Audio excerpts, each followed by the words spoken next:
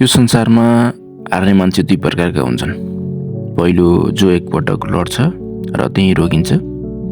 दोस्रो जो 1000 पटक लड्छ तर 1001औं पटक उठ्छ। आज म दोस्रो कुरा गर्दैछु। सत्य के हो थाहा छ? तिमी 1000 पटक फेल हुने कमजोरी होइन। तिमी 1000 पटक फेल हो त्यो कमजोरी होइन। कमजोरी तब हो जब तिमी 1001औं पटक उठ्ने आँट नै गर्दैनौ।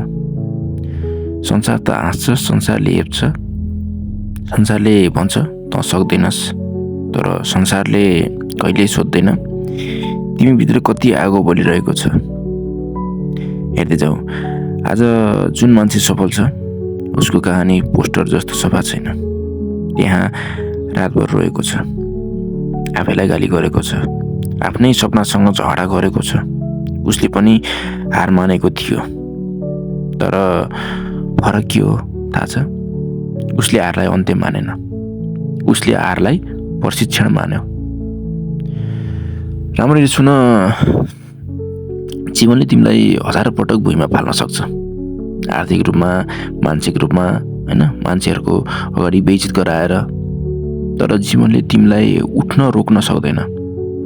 यो अधिकार तिमीले मात्र दिन सक्छौ। याद राख, आज तिमी थाकेको छौ होला, निराश छौ होला, लागिरहेको होला अब पुग्यो, तर याद राख, इतिहास थाक्नेहरूलाई याद राख्दैन। इतिहासले तीलाई सम्झन्छ जो थाक्दा पनि अगाडि बढे। 1000 पटक हार्नुको अर्थ के हो? यसको अर्थ तिमी अझै खेलमै छौ। जुन दिन तिमी उठ्न छोड्छौ त्यही दिन तिमी हार्छौ। नत्र 1001औं पटक उठ्ने मान्छे हार्ने होइन, राजा भन्छ।